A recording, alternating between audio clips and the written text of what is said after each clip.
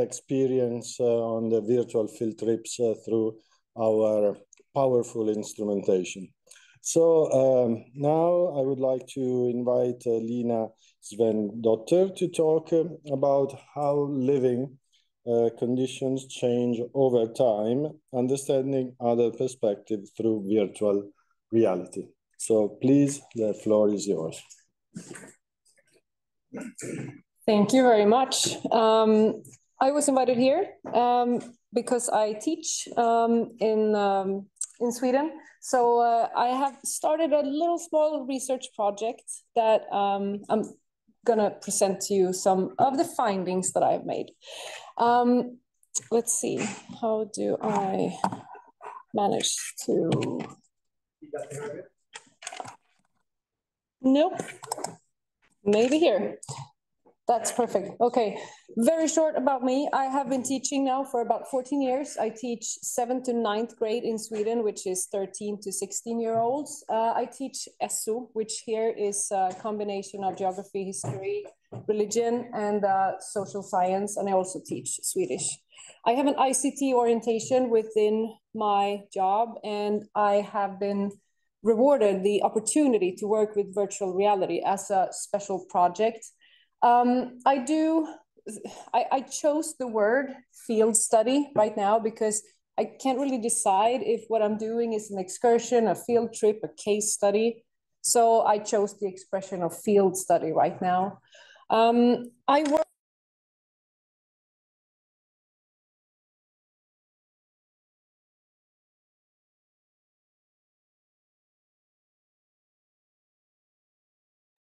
sorry, we can't hear you anymore. Thank you. Oh, thank you very much. Yeah. Yeah, so I work in Bollebygd, which is a very small municipality between Gothenburg and Borås. It has a medium to high socioeconomic status, but regardless of that, our school, we don't have any access to field trips, basically. It's very difficult to travel from our school, and sadly, we don't get to do any excursions. So this is an opportunity for us. And I have been using virtual reality mainly as a way of enhancing the classroom learning, because it's a very unique way of experiencing these immersive environments and to create this sense of puzzlement. This is like my main purpose to do this, and to get to travel to places far away. It's inaccessible for many reasons, but for us, we can't even travel to like the next city. I try to use this as a way of creating the need to know. I mean, my students, they don't enter my classroom necessarily with the need to know why things are the way they are, or why people have different living conditions. I need to create that hook for them. So virtual reality has been an amazing way of doing that. And a very, very short summary of what I have been doing in this project is that I start off with a first lesson of creating a need to know around this big question. And the big question is, why do many people live in places that provide great challenges and difficult living conditions? And this is true in so many aspects. It's fairly easy even for the students that are between 13 and 16 years old to look at different maps, say, for example, of tectonic plates and people like population density, and to make some sort of connection that there are specific places that are difficult to live here, and there are a lot of people that are living here yet. So we start up here, and then we try to do some map searching together, and we start forming new questions. And then it's time for the actual field study. And I have chosen to study South America, more specifically Brazil and the region of Sao Paulo. So this has been, even though the students are forming questions about different places, I chose this study. So I'm going to guide them to a specific region here of Sao Paulo. So we do this, the field study itself, and then the third lesson is more about forming new question and summing up, and yeah, trying to make everyone end up somewhere on the same place. So what to use? Right now we have access to MetaQuest 2 goggles. We have about 24 of them at my school. Although I only use like 45-minute sessions, because there are a lot of like difficult aspects. Sometimes they get motion sickness, and sometimes it's hard for them to keep focused. So 45 minutes is about what they can take. And 8 to 10 students at a time has been like, for this project has been a perfect number. As you can see, some of them choose standing up, some of them sit down, some of them want to have their backs against the wall. I mean, yeah, it's very hard. It's easy to get dizzy and to feel, yeah, motion sickness. I use mainly YouTube VR. It's a gold mine when it comes to this. All the 360 videos that is fully immersive. Some of them are professionally made, and some of them are amateur videos, but it's a pure gold mine of finding different amazing videos to use. And also we use Wonder, which you can see here. Wonder is an app that is Google Maps, Street View, and 360 bubbles, spheres. And the very upside of Wonder is that it's very interactive, and the function of time lapse is really useful. So that is the main focus of my study, to go back in time and to look at the same place, how it changed over time. So those two applications are the ones that we use. And for YouTube, we start off with looking at Sao Paulo. We use like a short city tour. And it is one aspect of Sao Paulo that is being presented here that is very clear to the students as well, that this is a business district that is very, high rises, and it's quite clear to them who has the power to influence this place. A certain group of people visit and use this area, and yeah, a certain type of people visit the Sao Paulo Museum of Art, for example. So we start off here with creating some spatial awareness and just looking at who has access to this place, basically. And then we move on to one of the favela areas and ask the same questions here. Who has the power to influence this space? It's obviously, the difference is very clear. Even for the students of quite young age, they can see a very clear difference here, and can also quite easy talk about the spatial awareness that they get from just looking at this video. And for us now, I mean, it's different when we look at this in 2D compared to 360 environment, because it adds, I took away the sounds of the video, but when we add the ambience and everything, it creates a very amazing immersive experience for them.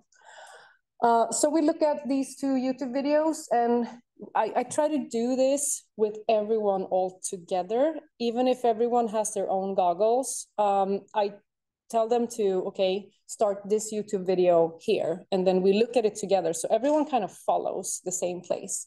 And it's amazing how they start talking to each other, like, oh, you see that car? Or, oh, look at that man over there. And it becomes very interactive in that way too. And then we use Wonder. And this is the business district of Sao Paulo. And this is 2023. So they start off here and they can just look around, and yeah, we do this as well. Like, hey, look at that guy on the motorcycle. And yeah, we look at this high-rise building. And then we go back in time to 2010, and it's a whole different story. So here, the aspect that is being presented has changed over time quite dramatically. And all of the students see this. They see the power lines hanging. They everyone looks at the transportation means, and obviously they look at the lack of this high-rise building. It is very obvious to compare this. And then they can go, they can jump a little bit as they like, back and forth in time to try to follow this change. And yeah, power lines is a very, very clear and obvious thing to compare. But as you can see, as we move along over time, this starts to improve. And also, what do you use all the buildings? What do we see here? Is it a bank? Is it a gas station? Is it a convenience store? It changes over time. And then all of a sudden, the infrastructure has improved. So all of the power lines are gone.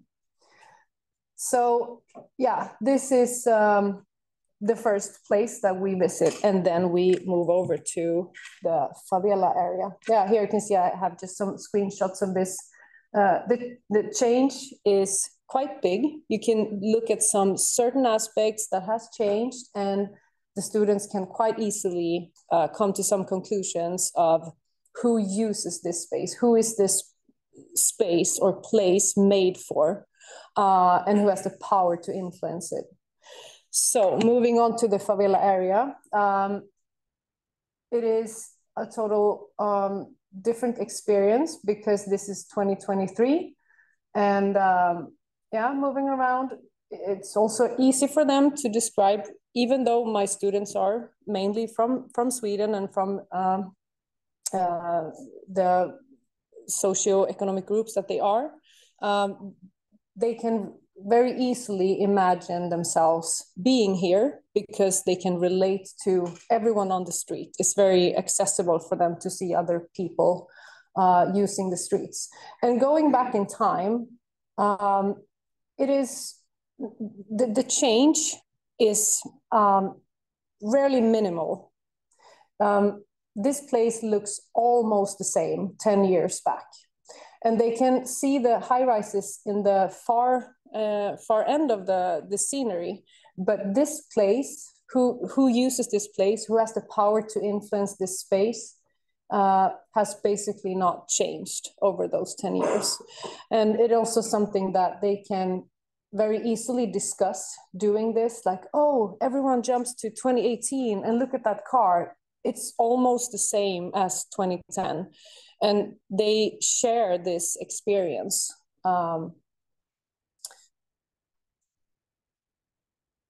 Yeah. So we can just move on to here. This is 2023 and this is 2010. So very easy to observe the lack of change. So summing up, we on lesson 3, when the virtual reality field study is over, we can start to sum up some questions.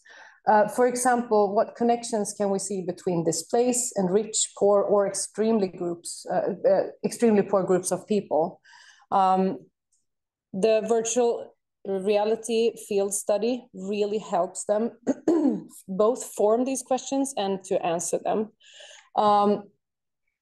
And this, how has this place changed over time? How could this place change in the future? I'm always amazed by how many suggestions they have to actually change this place in the future for the better, for a sustainable world. And the objects that we can observe and compare to make the change visible in physical proof. This is one of the main findings that I'm going to really try to develop, to find these easy connecting points for the students to compare that they have in their own environment. It creates an amazing understanding. And who has the power to influence and design and shape this space? It's a very interesting question that a lot of them have not given this a thought. My students are not, they haven't come that far in their academic school years, but some of them have surprisingly large understanding of this term, the power to influence this space. it raises a lot of questions. And a very short summary of students' thoughts. Means of transportation is a good point of reference for comparison. If people travel by foot or by bicycle, motor car, cars, it's very easy to really, they can also easily imagine themselves, is this my means of transportation 24/7 all day round with my family, or is this my means of transportation? With the power lines, like I was saying before, it makes them wonder how the rest of the infrastructure is built. Plumbing, water systems, access to drinking water, for example, because they can all very easily imagine what it's like to use the bathroom without plumbing systems. And yeah, why are there no visible big changes in the favela compared to the business district over a full decade? Maybe there is no interest in investing and improving the favela districts. That is a very good topic of discussion that we can always develop afterwards. And just like amazement of like, oh, I never thought of this. Who has the power to influence a specific place? It was easy to see in VR. Economic and political power don't apply the same way to these places. So this is a very, very brief overview summary of what my pre-research has shown. So thank you.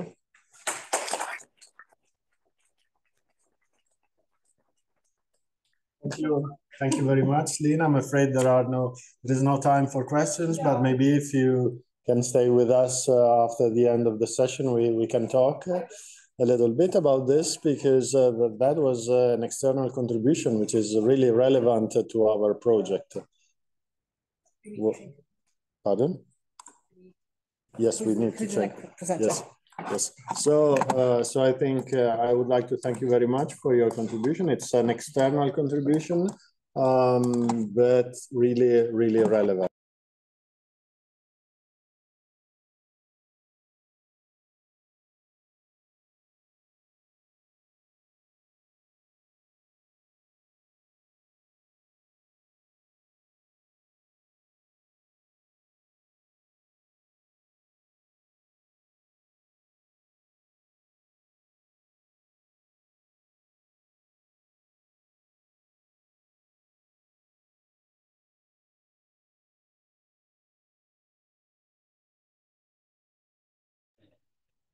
Sorry, I don't know if you can hear us.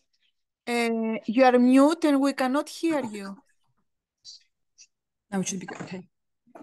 Now it's okay? Yep. Yes, thank you very much. Okay. Thank you, Professor Soldati, for the introduction. Hello, everyone. I'm Yannis Saitis. And today we'll talk about what we've done during the project, in the GeoVT project, for implementing the new VR tools in teaching coastal geomorphology and all the, let's say, processes that are behind the coastal geomorphology. But before implementing this project and reaching the day,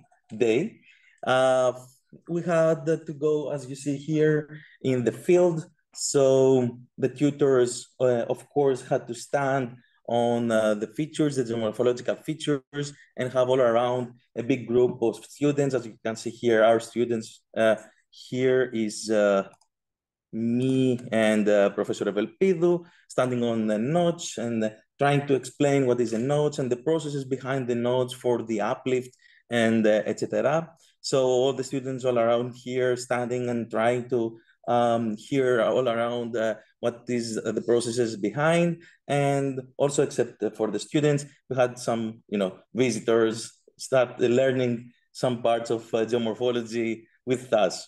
So, but until reaching this place here, which is quite a little bit further, maybe 100 kilometers away from Athens, we had to spend a lot of money to find time to go there.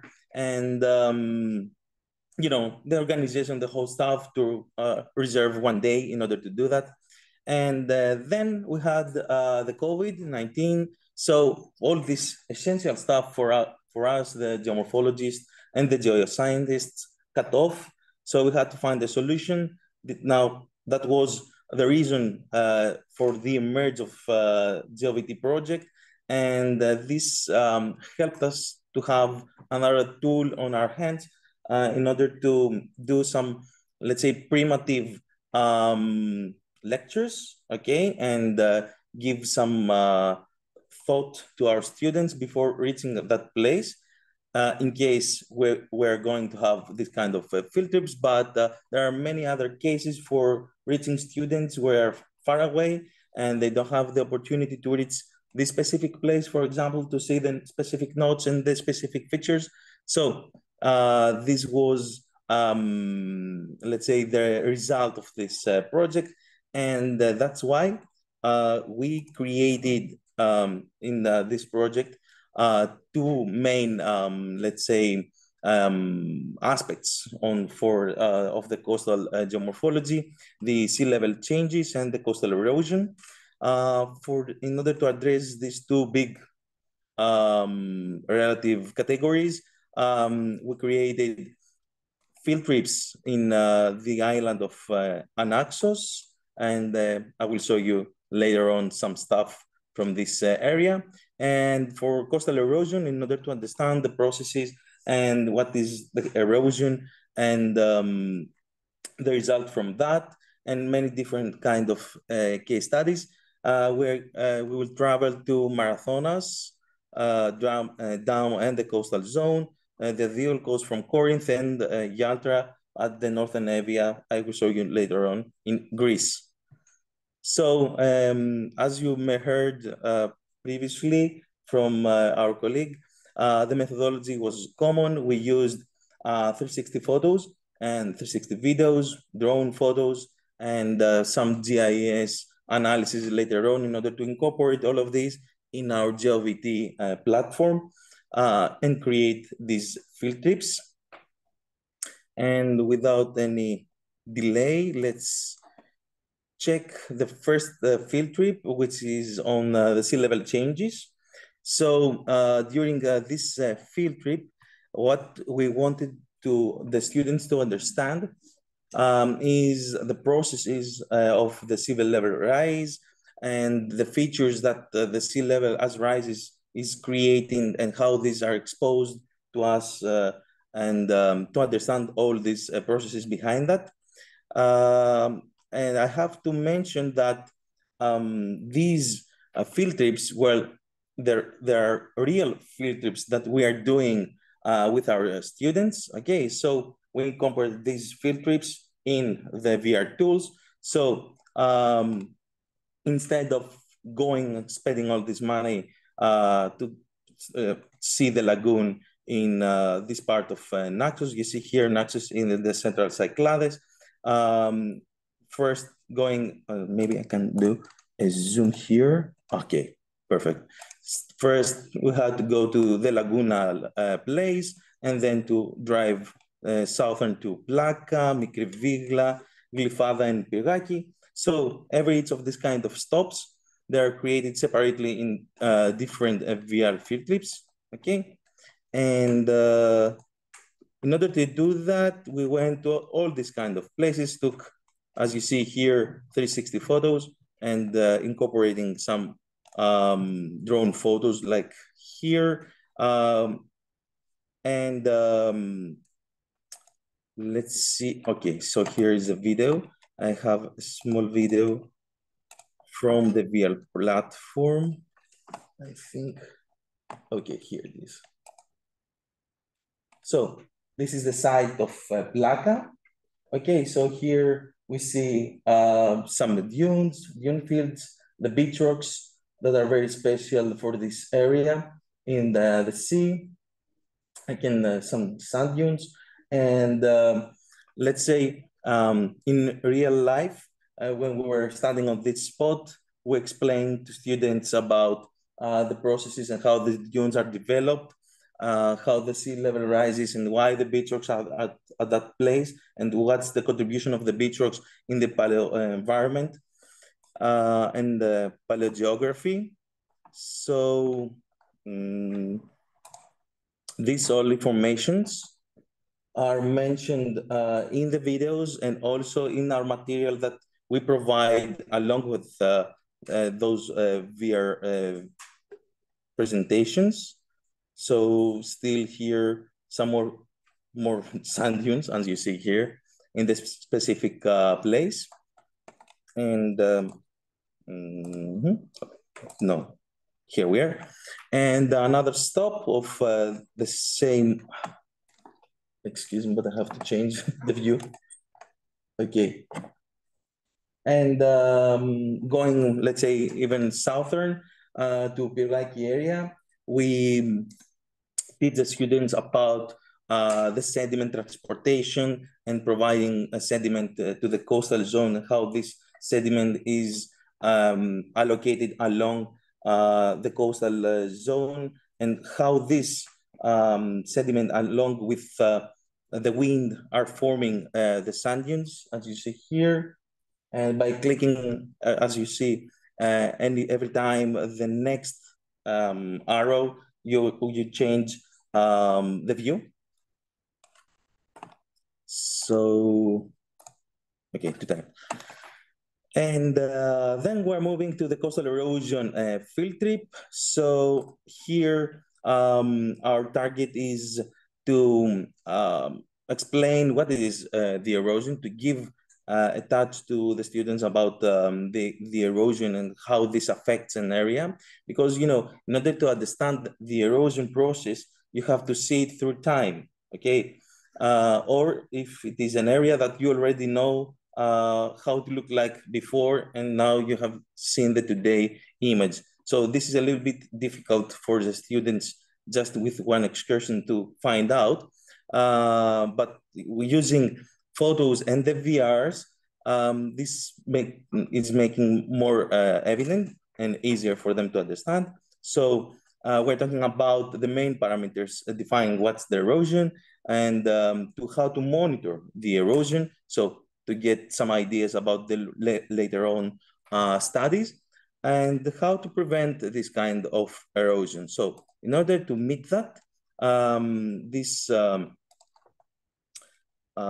trip takes place in 3 different areas in Greece. Here is Marathon area, and here's Diolkos and Yaltra area as mentioned before. And I have here, okay, a video from the platform. So maybe I have also some sound. I can hear something. Yeah. Probably. The sound comes from the computer over there, so It's okay, but I think it will be confusing for those who are in the Zoom. Maybe to turn on or off this. Maybe I will close the sound. I prefer my explanation. It's to the right. There's a sound button. So from here. Okay. Perfect. So so this field trip starts first from the Dam of Marathonas in order to see the tracking of the sediment, why we are talking about the coastal erosion. So first of all, we'll see the anthropogenic activity. So we will dam over there. The dam stops the sediments. Okay, so we have to show about that, about why this affects the coastal erosion. Okay.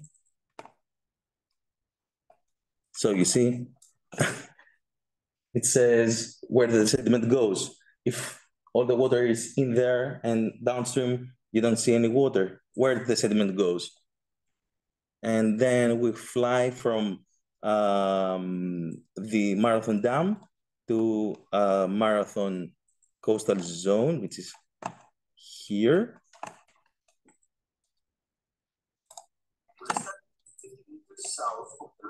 Okay, this sound comes from the video. Okay. So you see here, in this part of the field trip, we're showing the difference, maybe the result from the erosion. As you see here, those houses, they're right now they're abandoned because of the issues that they are having due to the coastal erosion.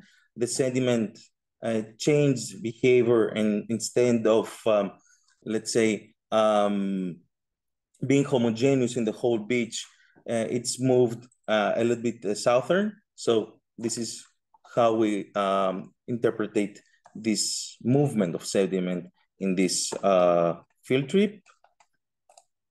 And next, we fly to Diolkos of Corinth. So here, we're talking a little bit also for geoheritage issues, because at that area, where is, as you see, a slipway, and I think slipway, where the past people used in order to put their boats on that pavements and pull the pavements in order to cross from the western part of Greece to the eastern part of Peloponnese, to be honest.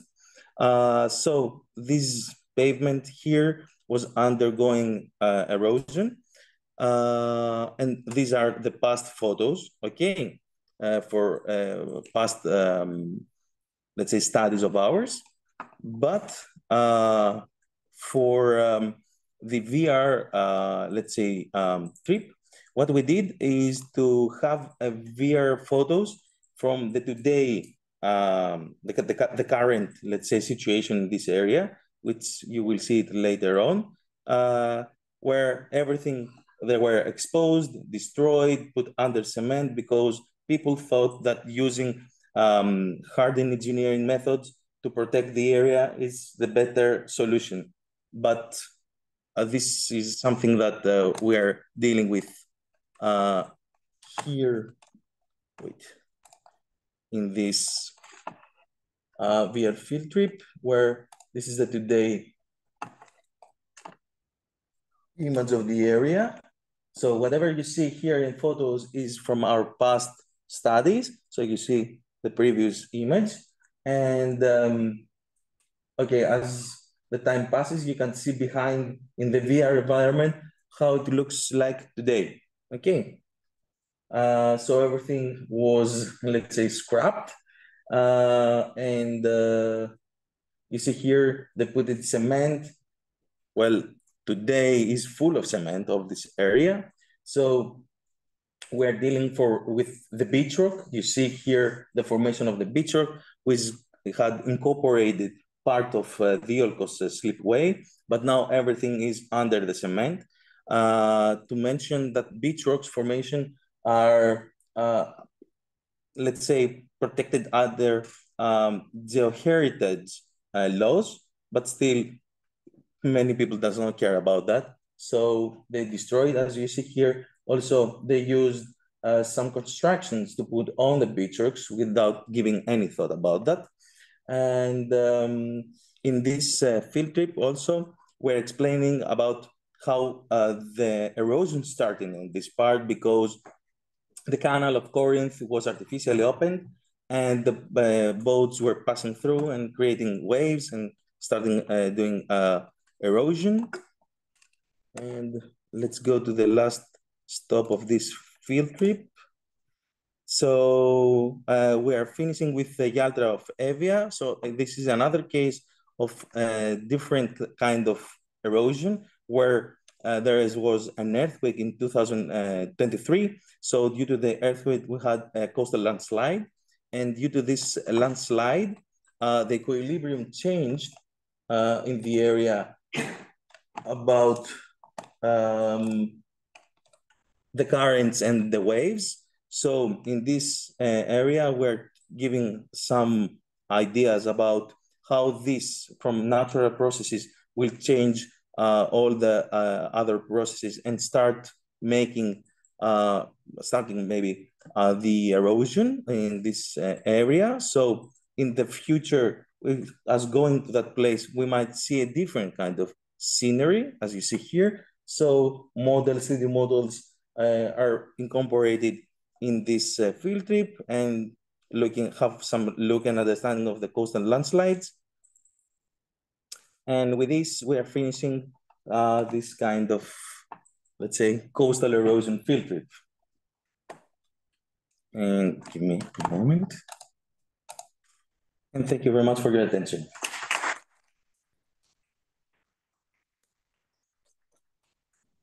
Thank you very much, Yannis. We leave questions at the break afterwards. So now I would like to invite from Normandy, and he's from his university, Mohamed Medican, from the University of Caen, Normandy. France will describe some virtual field trips that have been planned and organized within the GeoVT project in the Vache Noire coast. Yes, yes. I think so. Yes. Wanda, do you have the presentation to share? Yes. Can you see my presentation now? Yes. Yes. Yes. Okay.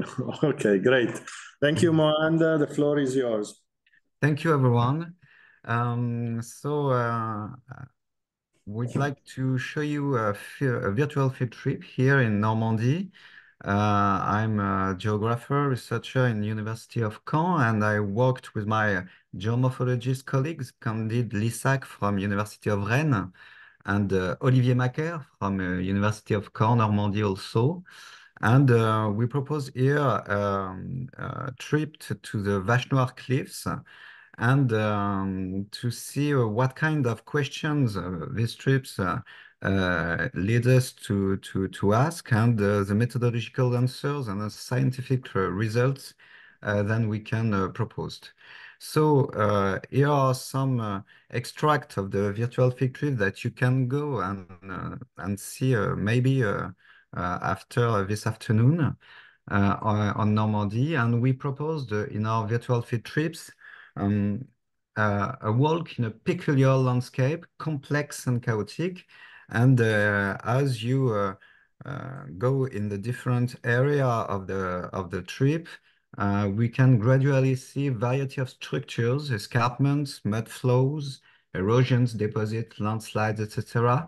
And that raises the issue of describing and clarifying the phenomena and processes at work, and calls for global monitoring systems to be put in place so that we can answer the questions of what are the factors, the processes, the spatial scales and temporalities.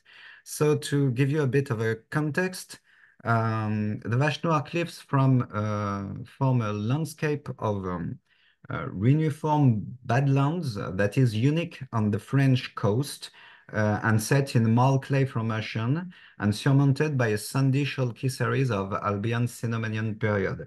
And they form a 4.5 kilometer coastal strip located between the towns of Oulgat and Villers-sur-Mer. They are very active, and the triggering factors are internal or external forcing elements of slope movements are as much natural, like rainfall, runoff, infiltrations, as man-made also, increased urbanization, drains, and highly frequented sites. This results in several types of hydrogeological movements, some of which are interrelated. And in a context of increased control of French coastlines and strong social demands for understanding and defining cliff erosion phenomena, UNICON has undertaken research into the morphological evolutions of these coastal slopes and the monitoring and quantification of coastline mobility. So to break up the different processes, we can see here that the morphology of these cliffs is as I said, complex and chaotic, with first the main summit escarpment runs broadly parallel to the coastline, although very irregularly, and the escarpment form a steep slope whose height varies from 10 to 20 meters depending on the sectors. And the underlying flat sectors, known as the chaos, is largely wooded and has a hummocky morphology with alternating convex and concave breaks in the slope. numerous escarpments of less than 5 meters associated with rotational and/or translational nested landslide morphologies run parallel to the coastline, and a secondary escarpment of between 5 and 10 meters, more or less parallel to the coastline, follows the flat. It marks a clear boundary with a line of interfluve ridges running perpendicular to the coastline. And those ridges are separated by deep talvegs, gullies, through which mud flows flow.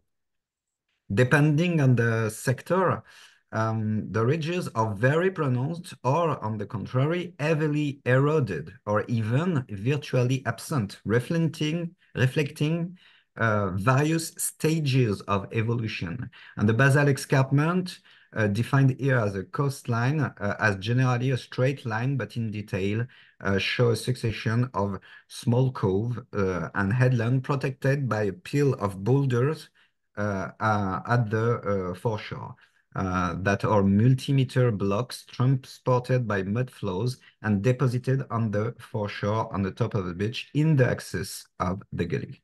So in this general context, we began to, in 2014, I think, near Villers-sur-Mer, SIT was integrated into the National Coastal Observation Service DINALIT, and this involved regular monitoring of the cliffs using terrestrial laser scanners and terrestrial photogrammetry. And the aim of this monitoring is to understand and quantify the hydrogeological processes at high spatial and temporal resolution. The processes here are nested in time and space, and this type of interlocking is often referred to as mixed, composite, or complex. And so understanding this nonlinear and asynchronous functioning of the complex coastal systems is a driving force behind the current research, which focused on characterizing the processes, formalizing the relays between these processes acting at different rates, and also characterizing the methods and the speed rhythm of change of the Vashnoir cliffs. This understanding requires an analysis of the processes at range of scales from the most local to the most global over a longer period of time. So here we have a quick look at the diachronic and quantitative approach adopted that follows a classical protocol involving the collection of cartographic, photographic, and iconographic documents and measurements taken in the fields, and the definitions of geographical, geomorphological markers, and the georeferencing of documents for comparison. The documents used for the diachronic study varies in age and detail, and they include all documents dating from the 18th century to the second half of the 20th century, and even to contemporary documents.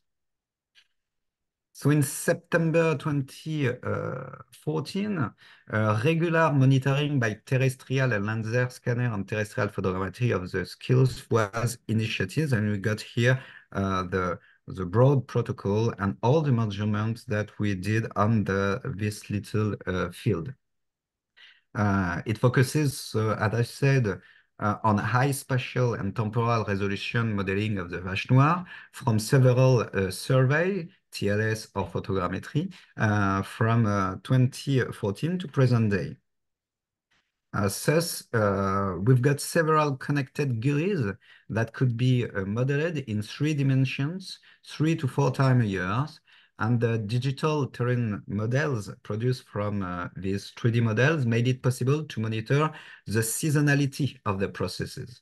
However, they also enable to visualize the spatial and temporal variability of material mobility in the release, transport and deposition zone, and better understand all the elements that we can see on the virtual field trips.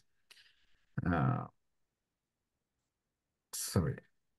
So the value of the change in the coastline in the basal escarpment proposed above are actually quite low for cliffs with a clay marl base and constitute a special case. Indeed, for such lithologies, we would expect to see eroding cliffs with higher rates of retreat. However, the weak clay and marl formation are prone to frequent large-scale gravity movements with viscous fluid mud flows reaching and spreading over the upper beach. The materials evacuated by the sea are there counterbalanced by regular arrival of materials from slope processes, mud flow and landslide, and etc. Which is why we are observing an overall alternation between progradation periods and erosion period, so that we can see on the same area successive alternation of erosion and progradation phases. And that is why we can see the general morphology of the site on this kind of general morphology when we go on this virtual field trips. So to conclude on this deep analysis and the understanding of the thing that we see on the virtual field trips, in a way, the archaeology of our knowledge, how we know what we know, we see that we've got here a nesting analysis of a spatial and temporal scale to assess the behavior of the cliffs in short and long term. So we can clearly identify the speed rates, the rhythmicity and distribution on each sectors. The first value obtained for spatialization of moments and process layers were quantified, and we can determine in that the relation between the triggering factors and the displacement that we see. For the research in the future, we try to determine the surface volume materials that are mobilities and the kinematics of slope evolutions between each surveys by crossing 3D models. And in that, we can determine the triggering triggers that are involved in this phenomena. The final objectives is the preliminary definitions of hazards, erosion, and landslides to provide to the territory managers the first keys of understanding of this coastal system and provide a knowledge basis of Vashnoir Cliffs activities for numerical modeling. So I thank you for all your attentions. And if you want more information, I made here some two references that go in details on all the elements I show you today. Thanks, everyone.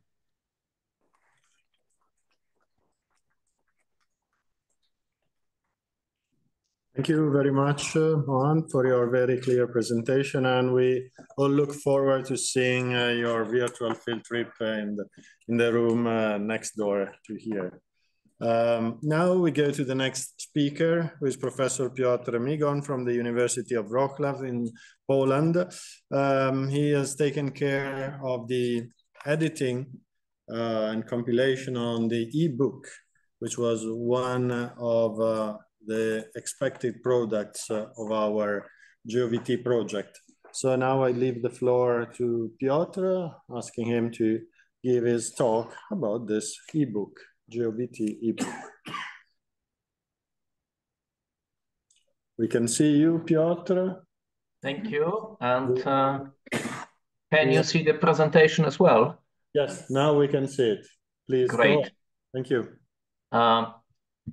Good afternoon to everyone. Greetings from a very little town of Krztiny, which is located in southern Moravia in Czech Republic, where I'm actually attending another geomorphological conference in parallel. Here, as Mauro kindly introduced me, I'm going to talk about one of the expected outputs of the GeoVT project, which is an ebook. An ebook entitled geomorphology, geohazards, and geoheritage in virtual reality. And this ebook will, on one hand, of course, contain materials developed during the project and put in some wider context. So it will be one of the tangible records of the activities which have taken place over the last 2.5 years. But of course, the intention is also that it will help the students, or actually any users interested in virtual reality issues in geomorphology, geohazards, and geoheritage, who would like some basic information provided in perhaps a more traditional way, just a book, but which could be easily linked to virtual reality in these respective fields. And my role here today and within the project is to provide a progress report about how close we are to this ebook, and in fact we are pretty close, which is not I think very surprising given that the project itself is slowly coming to an end. So the report is just by myself, but my role here is just coordination of a collaborative effort of a very large group of people from different institutions involved in this project. So my role is to homogenize this material, to give these different inputs a sort of a common coherent format, and also technically the layout. So this is the task. You see it under number 5, which was allocated to the institution which I'm affiliated with, which is University of Wrocław. And this chart shows that it is in a way not quite a summary, but a result of all these different activities which were executed during the project. So, as said, the work is in progress, but pretty close to the end. So this is the front page, and you see in the bottom that there are various institutions collaborating, or not necessarily, well, there are various places where these institutions are based. This is the table of contents which we developed during the discussions. And so you can see that it is like divided into 3 parts, not even ones within that structure.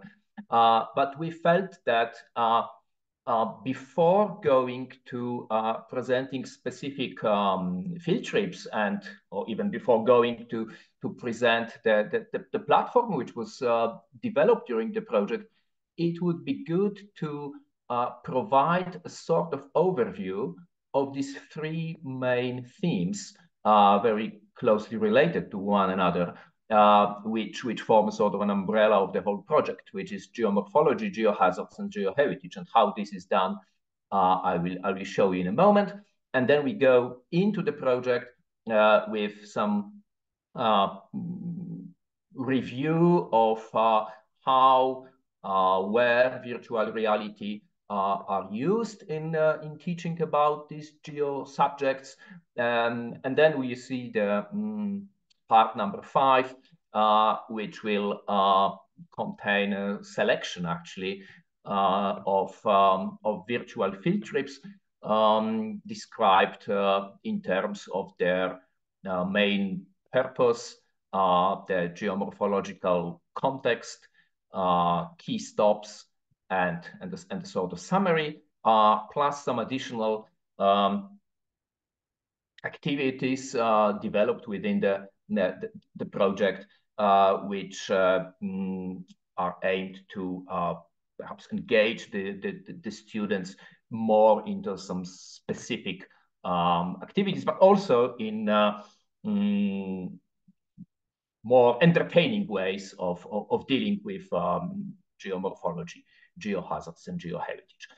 The list of the virtual field trips until now is expected to have 7 of them, but the advantage of working on an ebook and to have an ebook is that it can be easily updated at any later stage. So if someone decides, well, I would like to have one more here, that's obviously a possibility open.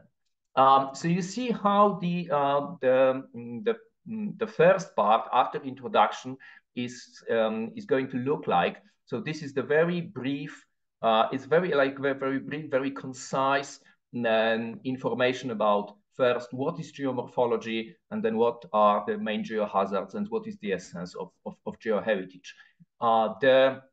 The idea was to avoid long narratives, just to help absorb the basic knowledge, to help studying. So very short definitions, and specifically highlighted within the text. A lot of material provided by means of bullet points, plus illustrations, simple photographs to show what we are talking about. So we start with main controls in geomorphology. Then you can see information about the timescales, and actually in each part I was taking care to prepare it in such a way, because this is actually also the writing I did with my colleague Philip Tuszyński, to make it relevant to the field trips which will be presented in the later part. For example, the quaternary timescale addressed by the field trip developed by the University of Stockholm in Sweden, Holocene timescale developed by colleagues from Greece working on these different Greek islands, or the contemporary geomorphic processes developed, as we have just heard, by Moand and his colleagues from France. So these different timescales, and again, an illustration. Now is a thematic range, what is within geomorphology, because we use these terms like coastal, glacial, hill slope, but here is an attempt to do it very, very concisely and briefly what geomorphology, what is contained, or what should be understood within this or under these steps. It was quite a challenge to use just a few sentences, but I think in the end it works relatively well. We also want to tell people what are the tools and approaches in geomorphology. So essentially, the ebook would be addressed both to those who are very familiar with geomorphology, and those people can go straight into virtual field trips and to look at these site-specific details. But the assumption is that it should or would be also useful to those who are not quite familiar with everything, and actually right now when the field of geomorphology has spread so widely, I think this sort of summary would be quite useful. So in the same way, we deal with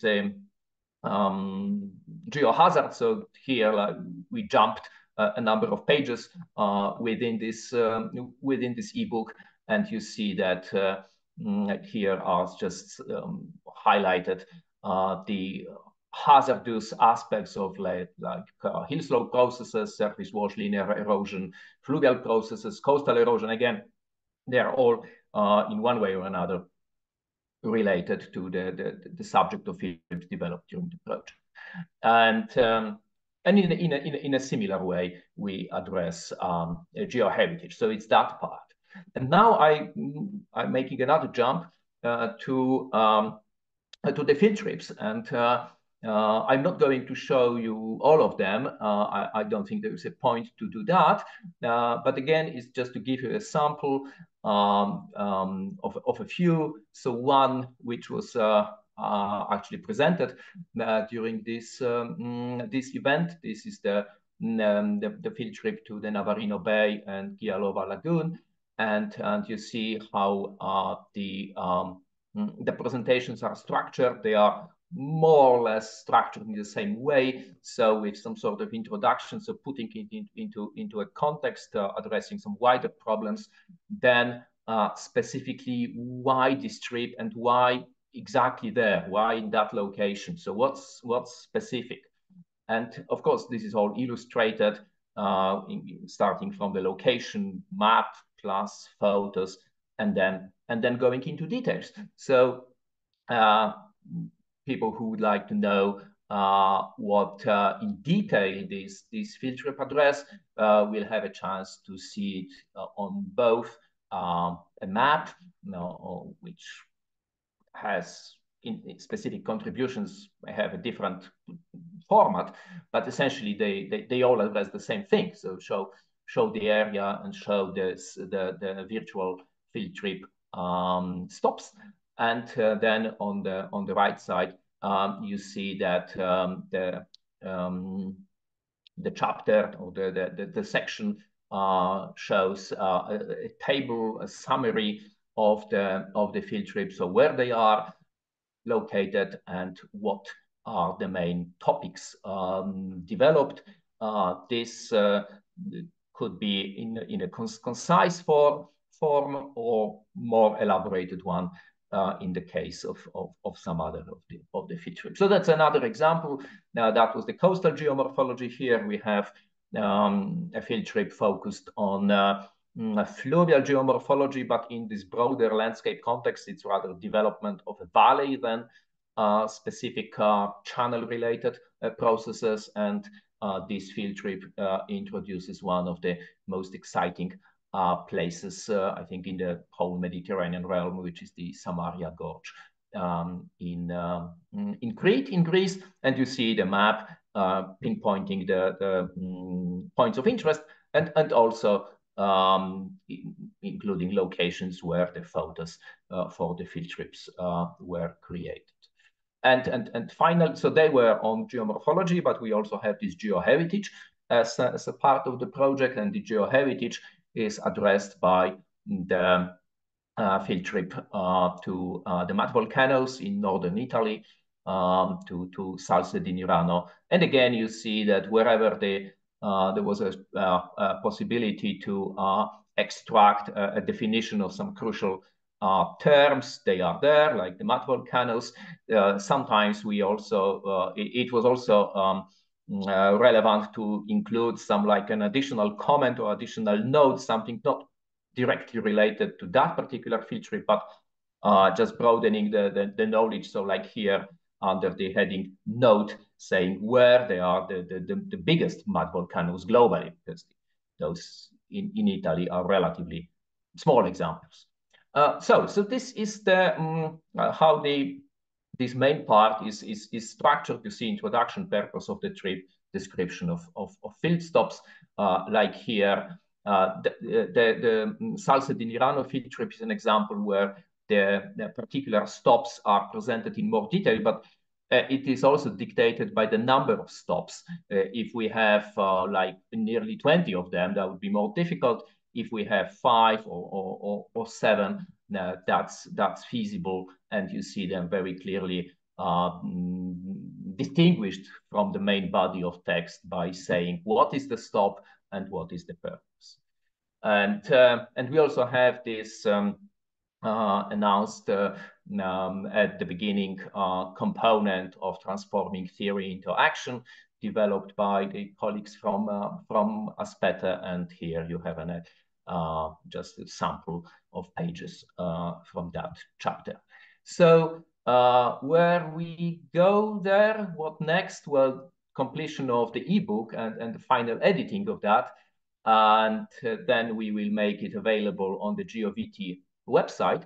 If necessary, there will be possible updates. So that's, of course, always a possibility with an ebook. And then we can wonder about further steps. We were once discussing about transforming this into a proper book. And I dared to use the cover of Springer Geography series, because this is one of the potential publishing houses which may be interested in that, but that's something we will have still to discuss and develop. And also that could be linked with the activity of the working group of the IEG, which is just focused on virtual field trips. So that's where we are now, I think pretty close to the end. Thank you very much for all of you who supplied materials for this ebook. I think it's quite enjoyable work to put everything together, and I hope we will get a very satisfactory final result. So thank you very much indeed. Thank you.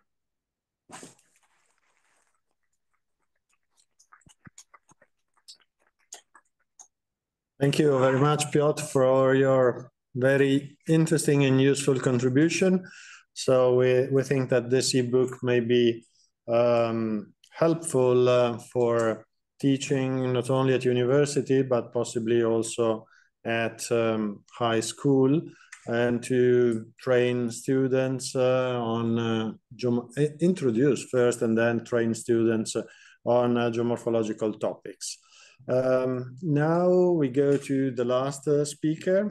He will speak remotely, and we are dealing with another partner of the GeoVT project, Aspete, which was mentioned also in the last part of Piotr's presentation.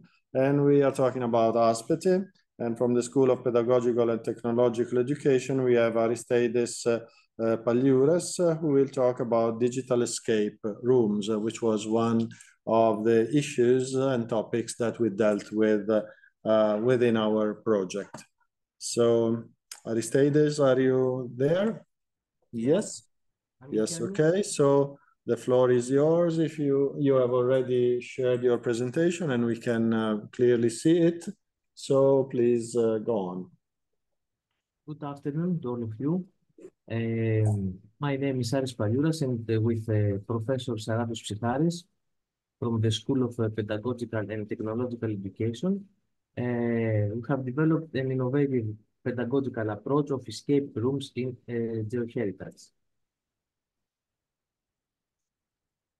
Escape rooms are live, interactive, team-based games where players discover clues, solve puzzles, and complete tasks in one or more rooms to achieve a specific goal, usually by escaping the room in a limited amount of time.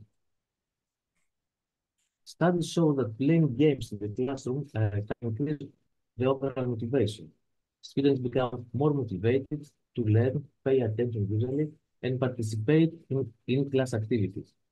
They can also be a great classroom management tool, helping to motivate the class. One important thing for you to keep in mind: a 2011 study completed by researchers in the United Kingdom found games in the classroom provided more motivation if learning was the playful part and not just a side note to the activity. As games move quickly, a student needs to be alert and attentive for extended periods, and a study by researchers at the University of Wisconsin in Madison found games actually benefit students by helping them save their attentiveness and training the brain in how to learn. Using different instructional approaches in the classroom, such as playing games, enables students to encounter the content in various ways, making it easier for them to pay attention after the activity has ended.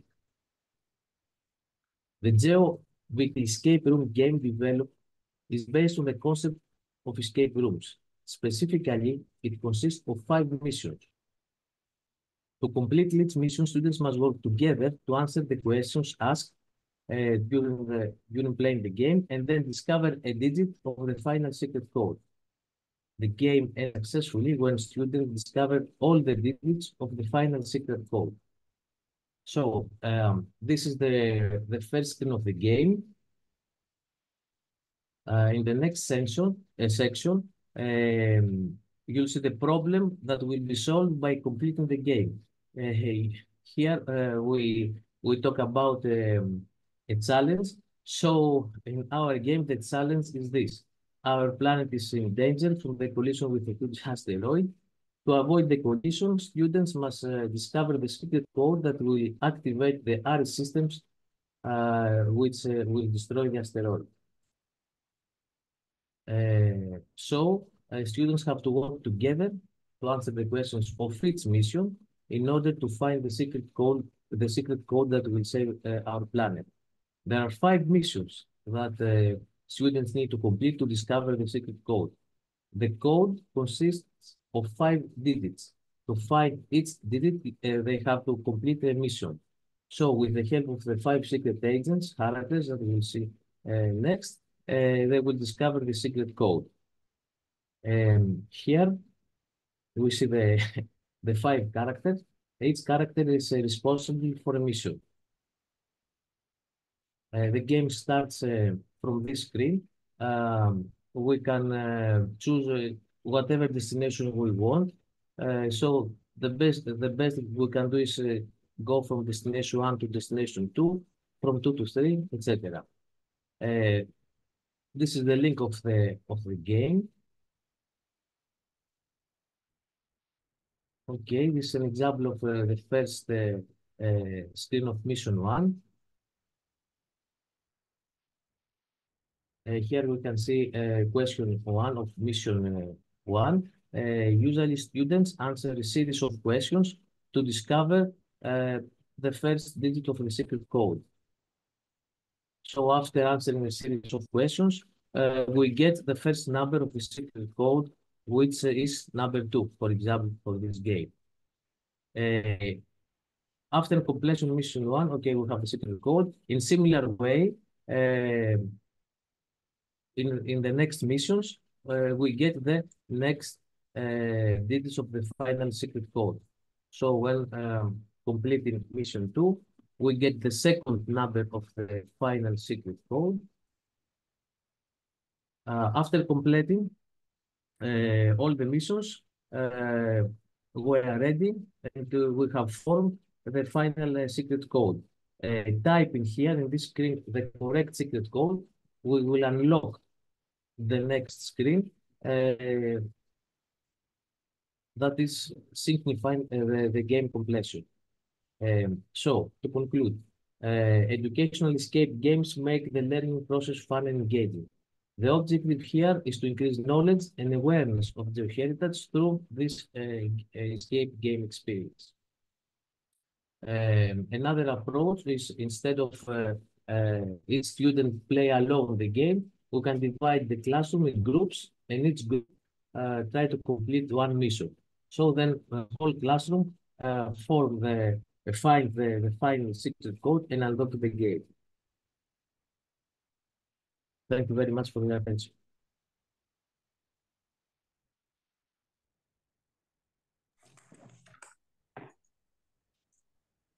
Thank you very much. We have time for one question.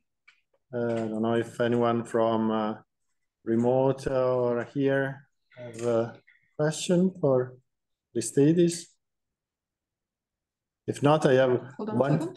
Is that one? No, it's not a question. Okay. Good morning to all of us. Any questions on Zoom? You can write them in chat. Otherwise, I would like to ask you what was the reaction, the response from the students, also in terms of attention to these topics that are closely related, of course, to geomorphology and geoheritage. Students enjoyed it very much, and through this learning path, they learn a lot about a subject that otherwise they wouldn't be interested in. I think it's a very nice approach for other subjects too. Sure. Thank you. Thank you very much. So now it's time for the closing remarks. So I would like to invite the project coordinator, Professor Arjen Stroven, to close this meeting. I would like to let you know that Professor Sunil Kumar was from time to time connected with our meeting, and he congratulates with us for the project. He's the president of the International Association of Geomorphologists. Today he was engaged in a PhD session for evaluating actually the work of their PhD students at universities. So he said that if he could, he would have said with pleasure a few words during the closing remarks. But I see that at the moment, I told him, let me know if you are there. Let me see if Sunil is here. He will be back in a few minutes. No, he's Sunil, if you are here, just let us know. Apparently, he's back for a few minutes. Can you see if he's connected, Sunil Kumar? I can see him connected. Okay. Hold on. Okay, anyway, Aryan, if you would like to start, and perhaps he's muted or not. Sunil, if you would like to say a few words. Yes, I am here. Okay, great. Great. So I leave the floor to you. I already introduced you as the president of the IG. And so the floor is yours for a comment on our activity. Thank you, Mauro. In fact, I cannot see the icons of video and audio in my laptop. I do not know what happened. Anyway, the project coordinator, I think Aryan Stroven, Nikki Valpidu, who is our longtime friend, our former president, Professor Mauro Soldati. Then I know many of you, Professor Pietro Migon, Vittoria, and all the partners and speakers of this webinar. On behalf of the International Association of Geomorphologists, I offer my greetings to all of you. And last year also, I was present in the same annual program of GeoVT. And this year, the topic is also very much vital. This is virtual reality in earth science education, lessons from GeoVT project. And when we got this application from Nikki, then immediately we have seen that it is a new idea in geomorphology. We must approve it.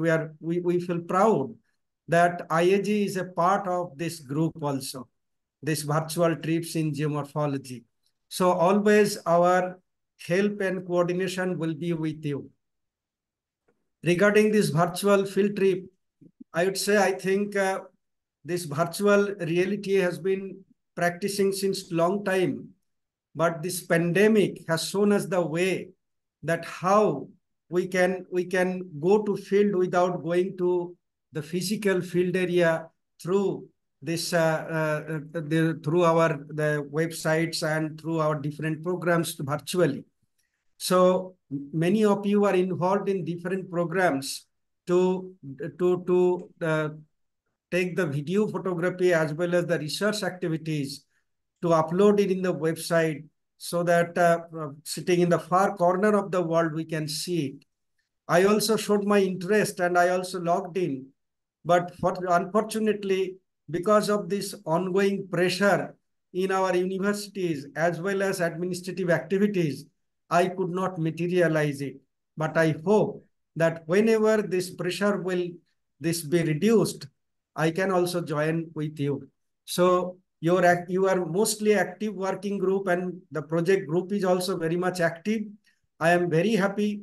I would request you to send your report to the IAG as well as the claim form so that we can contribute something to your big mission, a little contribution to your big mission.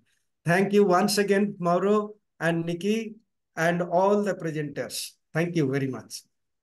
Thank you very much, Sunil, for your kind and thoughtful words. We will surely keep you and the executive committee of the IG updated about our final products, including the ebook that was presented a few minutes ago. Now for the very closing remarks, I invite Arjen Stroven to give his talk. Talk, yes. Let's not have more talks. Let's have a look at the virtual reality outside in the boxes on in the room across. I just want to say thank you very much for everybody attending today. Also to our attendees through Zoom. We are very happy to have everybody here during this day. For us, it's an important part. We can now finally present what we've arrived at, and we're quite happy with the final result. And it's a pleasure that you've all been willing and interested to take note of that. So with that, I'd like to thank this afternoon's and this morning's, but we've already said this afternoon's lectures. It's been giving an excellent sample of what we've been doing during the past 3 years. So thanks everybody again for attending. People here at Stockholm University will then now take a break and we will take our time to have the opportunity to look at some of the virtual reality field trips that we've created. So we will continue here, but when it comes to attendance over the Zoom, then this will finalize our meeting. So thank you very much, everybody, for attending and for presenting. Bye-bye. Thanks. Bye. Bye-bye.